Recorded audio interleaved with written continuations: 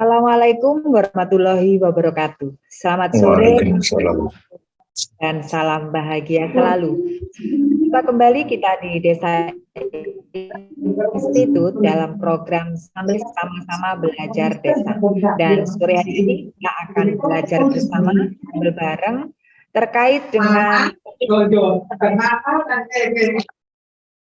mohon maaf semua unmute dulu ya.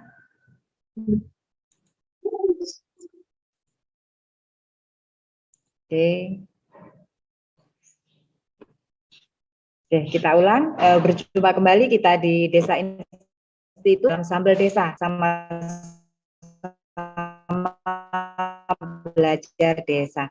Dan sore hari ini kita belajar bersama tentang penyusunan bersama kepala desa. Kalau minggu kemarin kita sudah belajar bersama tentang penyusunan peraturan desa bersama kepala desa. Bersama kita sudah bergabung pemantik yang luar biasa. Beliau adalah Haji Nur Razuki SPD, Direktur Pusat Bimbingan Teknik Padepokan Literasi Nusantara atau biasa kita menyebutnya Pusbintek Palingga. Sebelum kita menyapa Pak Haji, perlu kita ketahui bersama untuk topik sore masuk dalam uji kompetensinya teman-teman pendamping desa. Jadi untuk teman-teman pendamping desa yang saat ini bergabung di Forum Sambal Desa sore hari ini adalah salah satu referensi ilmu untuk memenuhi uji kompetensi keterkaitan dengan pendampingan badan usaha milik desa bersama ataupun pendampingan kompetensi untuk kerjasama antar desa. Baik, teman-teman, kita sapa dulu pemantik kita. Selamat sore, Pak Haji. Selamat sore, Ceng Tias. Gimana kabarnya? Alhamdulillah, baik. Alhamdulillah. Iya. Di sana mendung atau cerah? Mendung. Oh, sama, di Trenggalek juga mendung. Oke, baik Pak Haji, kita sudah menunggu materi dari Pak Haji keterkaitan dengan proses penyusunan peraturan bersama kepala desa, dan selama 1 jam ke depan kita akan belajar bersama dan nanti akan kita buka forum diskusi setelah paparan materi yang disampaikan. Monggo Pak Haji. Baik, terima kasih saya sampaikan untuk Ceng Tias dan saudara-saudara sekalian. Kali ini kita akan bicara tentang musyawarah keputusan bersama kepala desa yang lazim akronimnya adalah Permakades. Peraturan bersama kepala desa ini akan lahir atau terbit manakala 2 desa atau lebih sepakat untuk suatu program, untuk satu kegiatan. Selebihnya saya share screen materinya.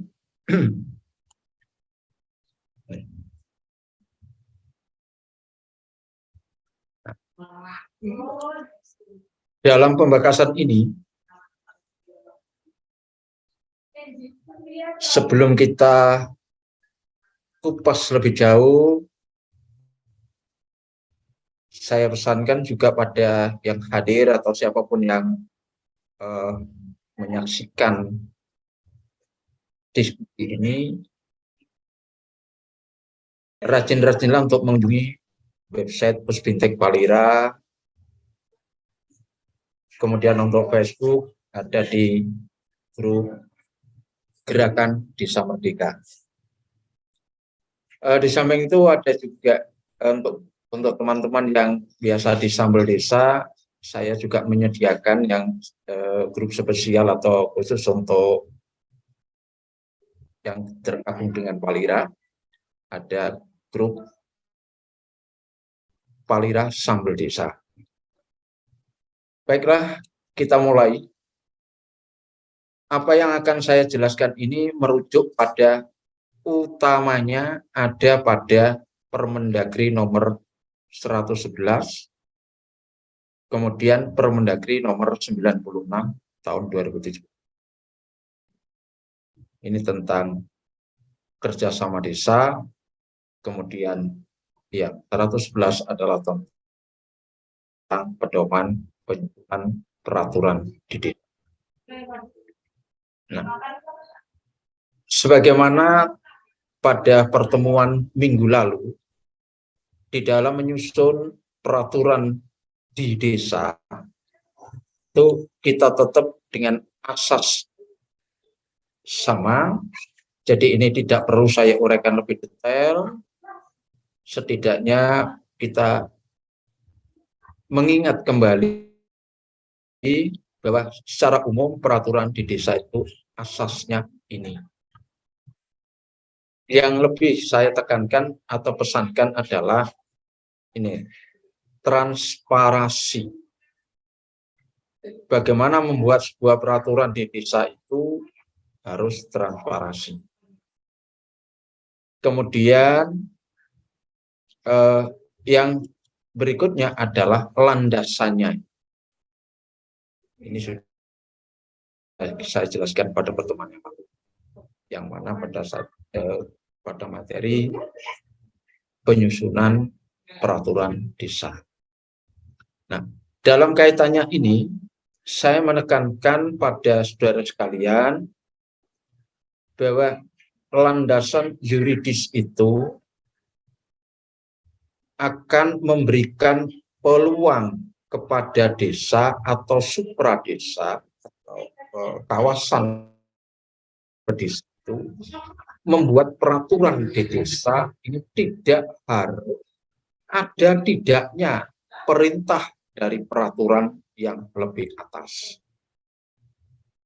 Tetapi yang lebih ditekankan adalah kebutuhan masyarakat itu atas aturan yang diinginkan atau yang dimaksud. Karena adanya kekosongan hukum. Sebagaimana kita tahu, tidak bisa kita tutup mata bahwa mayoritas desa-desa di Indonesia ini sampai saat ini adalah tidak memiliki payung hukum yang memadai untuk melindungi masyarakatnya, melindungi sumber daya alamnya, melindungi nilai-nilai sosialnya, melindungi sumber daya manusianya. Ini yang harus sebenarnya dipikirkan bersama, dan kalau saya melihat sebenarnya sampai tahun ini itu adalah persoalan yang urgent atau yang sangat mendesak.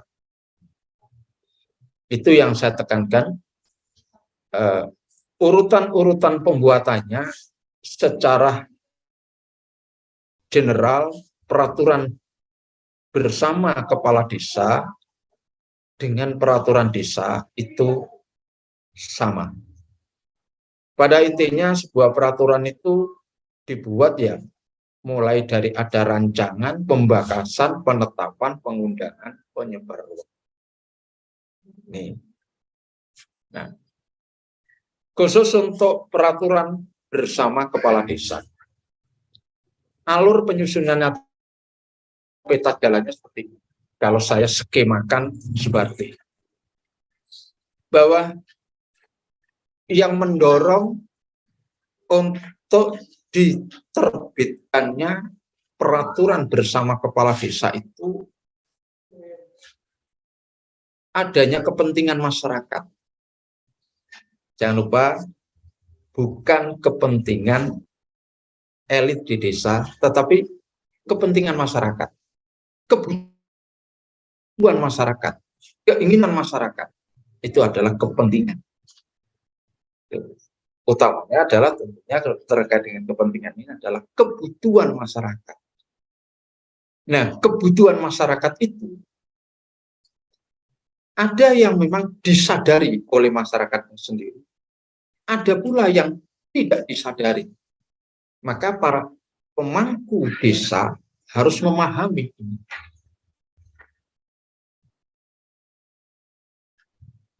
Kemudian adanya kebutuhan atas program tertentu, baik itu yang dipikirkan dari hasil pemikiran atau hasil masukan daripada BPD, Pemda sendiri, ataupun LKD.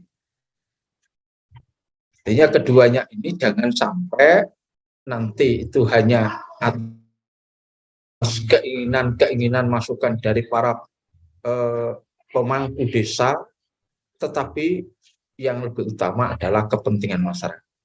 Tidak menafikan bahasanya usulan atau masukan daripada para pemangku desa perlu, dan akhirnya mendorong BKD, Badan Kerjasama Desa, untuk berkomunikasi awal dengan desa lain yang dimaksud terkait dengan kepentingan program tertentu.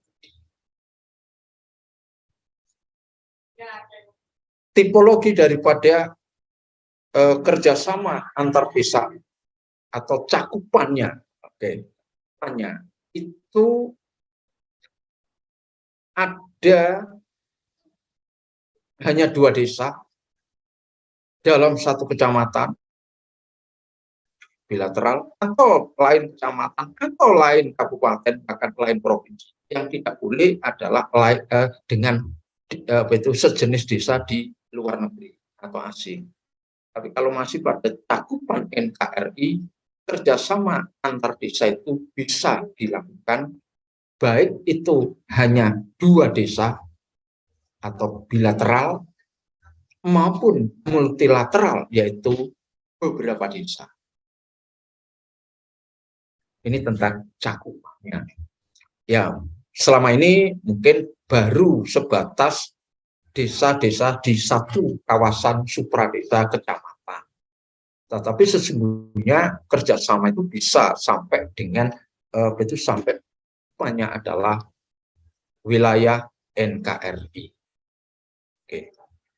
Saya menggambarkan peta skema ini untuk 2 desa, dan ini saya kira bisa dijadikan referensi untuk bagaimana kalau selebih dari 2 desa, prosesnya sama.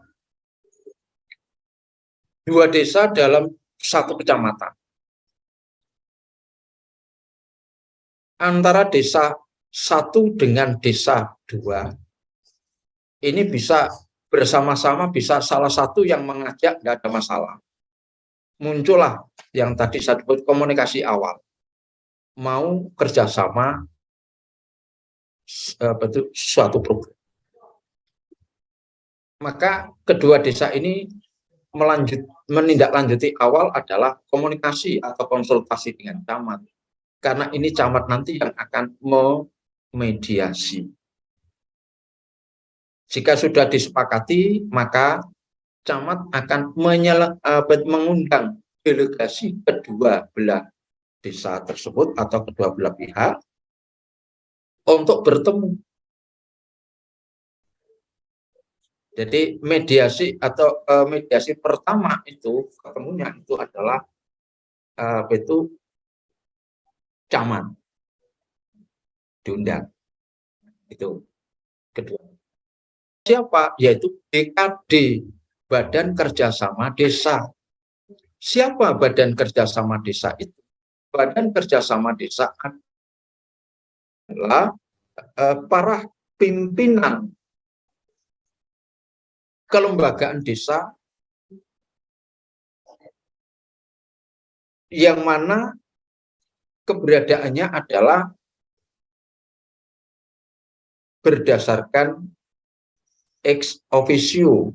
Jadi karena jabatannya, bukan orangnya. Penanggung jawabnya adalah kepala desa, siapapun kepala desanya. Kemudian betul sebagai ketua delegasinya, ini karena terkait dengan peraturan, konsep peraturan perancangan ini, maka apa? Ketua BPD-nya. Sekretaris desa sebagai sekretarisnya, kemudian perangkat desa yang membidangi terkait dengan program yang akan disepakati atau dicarikan kesepakatan untuk diatur dalam Permakades. Berarti apa? 3 orang tadi itu paten. Sedangkan berikutnya itu fluktuatif. Artinya berdasarkan apa yang akan dimusyawarahkan atau akan menjadi objek daripada kerjasamanya. Bisa jadi kasih pemerintahan, bisa jadi dengan kasih kesejahteraan. Bisa jadi pelayanan, bisa jadi juga kaur yang ada. Tuh. Kemudian ketua LPM, ketua PKK dari unsur perempuan, lalu ketua Karang Taruna dari unsur pemuda. Di samping itu tambahkan minimal 1 adalah tokoh masyarakat. Ini ambil saja dari ketua organisasi kemasyarakatan yang ada di desa itu. Ini. Jadi tidak menyebut nama sama sekali, tapi menyebut pada jabatan-jabatan. Itulah yang ex officio. Ini baru BKD. Ketika mereka bergabung sama-sama dalam satu forum yang difasilitasi oleh Camat, disinilah baru terbentuk yang namanya BKAD. Jadi kalau di tingkat desa tidak ada BKAD. Kalau di tingkat atasnya atau paling tidak 2 desa, baru di situ muncul BKAD, Badan Kerjasama Antar Desa. Nah, pertemuan awal ini dimulai dengan menyepakati tata tertib daripada musyawarah, kemudian menentukan struktur daripada BKAD. Paling tidak adalah ketua, sebabnya memimpin musyawarah, lalu sekretaris. Nah, perlukah anggota dan sebagainya? Jika dipandang perlu, silakan. Tuh. Nih. Kemudian dari ini ada kaitan dengan apa BKD? Musyawarahnya. Nih, musyawarahnya itu. Lalu menyepakati pokok-pokok persoalan yang menjadi kerjasamanya ini sebagai bahan untuk draft Permakadesnya. Setelah itu mereka kembali ke desa masing-masing untuk merumuskan rancangan Permakadesnya dari pokok-pokok yang sudah disepakati.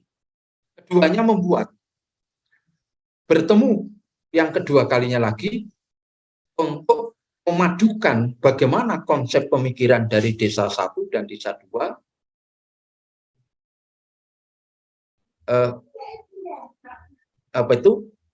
dalam pertemuan kedua ini akhirnya disandingkan, bisa digabungkan, diakumulasikan, akhirnya muncullah pokok-pokok peraturan yang disepakati. Akhirnya ketika sudah disusun maka muncullah rancangan yang disepakati. Kalau sudah, maka dilanjutkan dengan apa? Kalau sudah sepakat rancangan, maka ditetapkan. Nah, ditetapkan. Di file berikutnya ada contoh-contoh kepala daripada naskah dinasnya, sampai dengan batang tubuh, sampai juga dengan kaki. Ya. Nah, dari situlah kemudian peraturan atau Permakades itu dibawa ke desa masing-masing untuk diundangkan, lalu disebarluaskan. Nah, Nah, kalau ini sudah selesai kerja BKAD, maka dengan sendirinya BKAD bubar. Jadi ini bukan lembaga permanen BKAD. Tuh. Jadi saya tegaskan lagi, BKAD itu bukan lembaga permanen. Yang permanen ex officio itu BKD-nya. Yang ketika nanti keluar untuk bergabung dengan desa yang lain, bekerjasama, itu disebutnya dengan delegasi. Nah, itu untuk membentuk BKAD. Sesuai dengan kebutuhan, setelah itu selesai. Jadi harus dibedakan. Kalau selama ini namanya ada anak kabur. Saya sering mendengar itu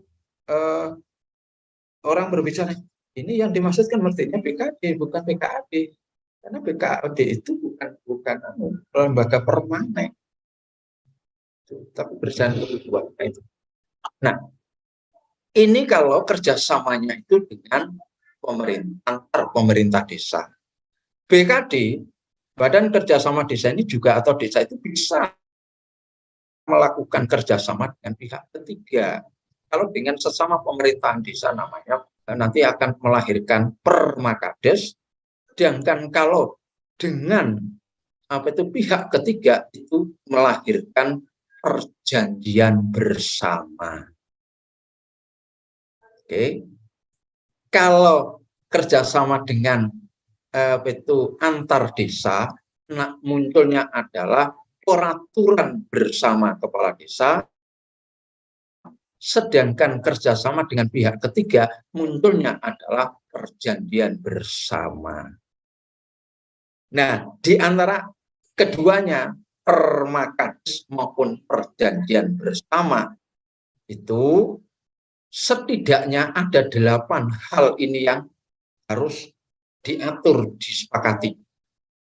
Terkait dengan ruang lingkup kerjasamanya, bidang kerjasamanya, tata cara dan ketentuan pelaksanaan kerjasamanya, berarti SOP-nya, lalu jangka waktunya, kemudian hak dan kewajiban masing-masing pihak, lalu pendanaannya.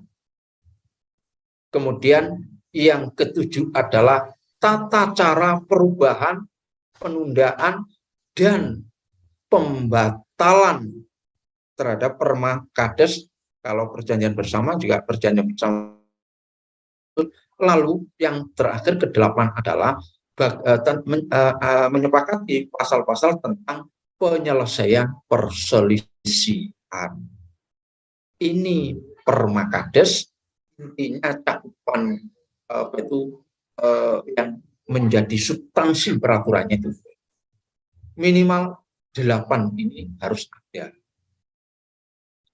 Tata naskah dinasnya saja yang berbeda antara permakades dengan perjanjian bersama dengan pihak ketiga, tapi substansinya sama. Itu. Nah, ini supaya tidak keliru paham terhadap BKD dan BKAD. Oke, saudara sekalian. Nah, di dalam penyusunan kerangka atau struktur daripada peraturannya itu tidak jauh beda dengan peraturan desa. Mulai ada judul peraturannya, pembukaannya, batang tubuhnya, penutupnya, lampiran, ya, itu. Oke. Nah, ini tentang judul, oh itu harus begini, ini normatif tata naskah dinas. Detailnya Anda juga bisa itu di Perka Andre nomor 2 tahun 2014 tentang tata naskah dinas, itu juga banyak mereka menjelaskan masalah seperti ini.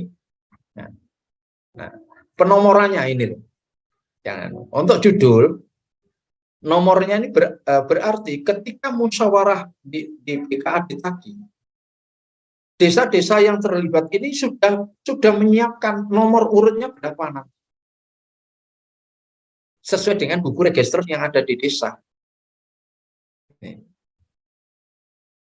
Di nomor masing-masing, Pak. Kalau 50 desa, ya iya harus begini memangnya. Nomor ini desa, atau ini nomor ini, jadi nama desanya juga ditulis semua. Tulis semua.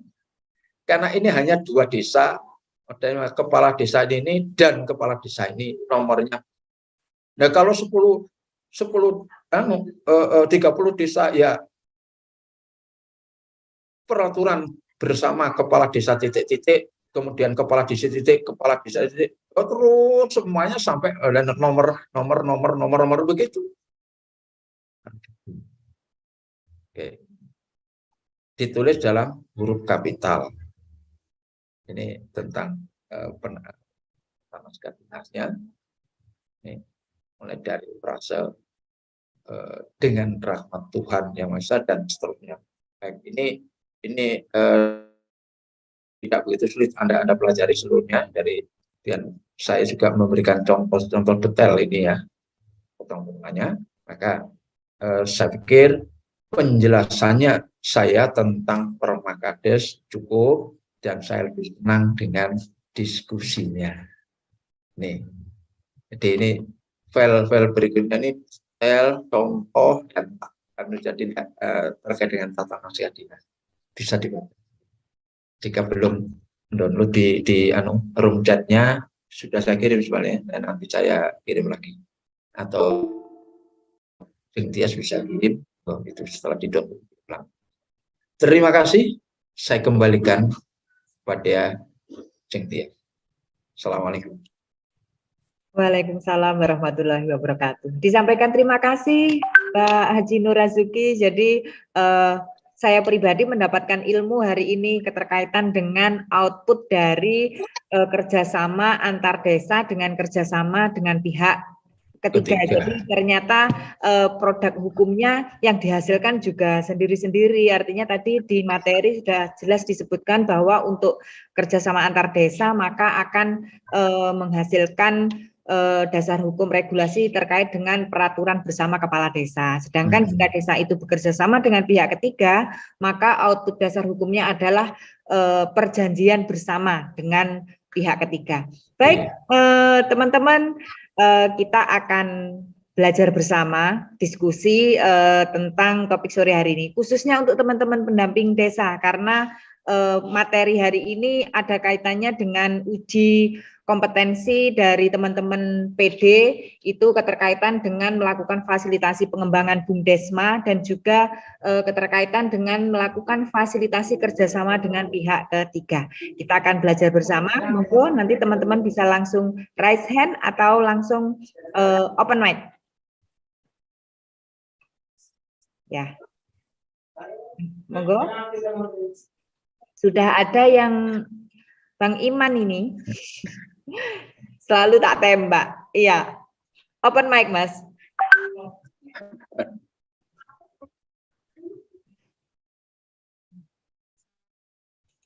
Ya. Ya. Assalamualaikum warahmatullahi wabarakatuh. Waalaikumsalam warahmatullahi wabarakatuh. Alhamdulillah. Sugeng sehat Pak Nur. Alhamdulillah Mas Ilman. Sehat, sangat sehat ini Mas. Terima kasih Pak Nur atas materinya. Iya. Saya pada sesi yang terpenting adalah di tadi berupa Permakades ya Pak ya. Ya, kayak gini Pak. Ini yang menjadi topik menarik adalah kami sebagai pendamping itu pingin dapetin stimulan dari Pak Nur itu bagaimana untuk bisa menyamakan keinginan kepala desa. Biasanya gini Pak, untuk menjalin kerjasama antar desa aja agak-agak susah gitu. Tetapi sebetulnya Kades itu sudah menjalankan, contoh gitu di tempat kami adalah membuang sampah gitu, terus karena nggak punya lahan desanya dia mengirimkan Tapi untuk menuangkan dalam bentuk bukti materialnya itu agak-agak susah, tapi nanti pada saat ada pengecekan itu baru ini kemarin belum ya, kita tulis dulu. Nah ini Pak yang saya pingin mungkin Pak Nur bisa memberikan tip-tipnya edukatif bagi khususnya saya gitu ya, agar kayak orang itu beliau-beliau itu gampang dipeluk kayak gitu Pak. Terima kasih Pak. Iya, ada satu bermain dengan psikologi pendidikan. Motivasi itu akan bisa mudah diterima bila tidak cukup dengan mendorong ini, tapi ditunjukkan prospeknya. Prospeknya ini bisa yang positif dan bisa juga negatif. Kalau dengan prospek positifnya itu kok masih belum nyadari, maka sadarkanlah dengan prospek itu, bahasanya itu konsekuensi logis negatifnya.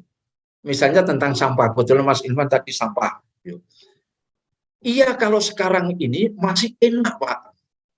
Tapi kalau nanti sampai terjadi ada perseteruan warga, ternyata yang menjadi problem adalah karena sampah itu, sementara tidak ada perjanjian tertulisnya. Nah ini nanti siapa yang harus menanggung? Antar desa bisa nanti itu tawuran itu, karena tidak ada payung hukumnya. Bagaimana cara mekanismenya menyelesaikan perselisihan? Bagaimana mekanismenya cara bekerja samanya ini? Itu yang penting. Kenapa? Negara ini atau masyarakat kita ini aturan Pak. Belum ada Bapak sudah jelas beli tanah tetangganya itu dia waktu kecil ya tahu kalau ayahnya itu terima uangnya. Sekarang sudah yang ayahnya meninggal, yang membeli juga meninggal, tinggal keturunannya, anak-anaknya, ternyata tanah itu diminta. Ya, karena memang tidak ada kwitansi. Itulah nanti bukti autentik atau yang disebut dengan ya ada aturan tertulisnya, kesepakatannya. Jadi kesepakatan sekarang ini tidak bisa kita itu dengan cukup lisan, tetapi harus tertulis. Nah, kalau diarahkan pada hal yang positif saja, ya agar prospeknya itu bagus dan nanti itu akan lebih enak, jelas sekali gitu loh. Kalau ternyata sampah itu ternyata nanti itu bisa dibudidayakan dan menghasilkan uang, maka nanti haknya itu sama. Nah itu kan yang enak-enaknya. Tapi kalau tetap nggak nyadar itu, cari saja yang risikonya sama pada anak kecil Mas Ilman. Ketika diajari untuk jangan gitu, ayo belajar supaya nanti pandai. Tapi ketika nggak mau kok sulit. Kalau kamu nggak belajar, nanti kalau bodoh, tinggal teman Anda begini baru mau. Nah itu edukasi itu sebenarnya psikologi pendidikan Mas, psikologi. Dan itu bisa untuk orang dewasa. Iya Mas, saya tambah juga ini Mas Ilman. Di samping misalnya sampah, kalau desa itu ini harus diwaspadai juga kerjasama untuk irigasi antar desa. Ini rawan loh Mas petani, masalahnya orang awam bisa nanti itu apa pacul-paculan itu bisa karena tidak jelas aturannya. Sementara air itu tidak bisa dibatasi dengan dilokalisir ini milik desa saya, tidak bisa. Tapi pasti nyambung dengan desa yang lain. Nah, ini masih belum digarap, baru hal yang kecil Mas, baru hal yang kecil. Oke, saya lanjut supaya saya ingin ada pertanyaan berikutnya atau teman-teman menambah pertanyaan, monggo. Kalau saya kupas lagi buahnya nanti makanya apa yang ditanyakan sudah jelas gini, malah enggak hidup nanti. Monggo, Ibu Mbak Tias. Iya, kondisi di lapangan memang banyak terjadi. Sebenarnya desa itu sudah melakukan kerja sumber air, dan sumber air itu bisa mengairi 3 desa di sekitar desa dampingan saya itu. Tapi ya artinya selama ini belum ada peraturan resmi yang dituangkan dalam peraturan bersama kepala desa, ya cuma ada jadwal tertentu untuk proses pengairan itu. Jadi memang nanti ke depannya tugasnya pendamping desa, teman-teman pendamping desa untuk memfasilitasi agar hal-hal seperti itu difasilitasi, diadvokasi sehingga terbentuklah permakades maupun perjanjian bersama dengan pihak ketiga. Sebenarnya banyak terjadi seperti itu, bukan hanya air. Jadi ada juga di desa dampingan kami ada apa ya istilahnya penggunaan lahan kosong yang itu juga digunakan oleh desa yang lain, itu namanya lahan pekuburan ya. Jadi satu lahan pekuburan ada di satu desa tapi digunakan beberapa desa. Itu pun tidak ada peraturan kepala desanya atau peraturan bersama kepala desanya. Jadi nanti ya kembali lagi saya serahkan ke teman-teman pendamping untuk peraturan bersama kepala desa dan nanti bisa masuk ke bukti bahwa teman-teman PD itu berkompeten dalam melakukan fasilitasi. Baik, ada juga yang sudah raise hand, ada Mas Agus Priyaji, monggo langsung open mic.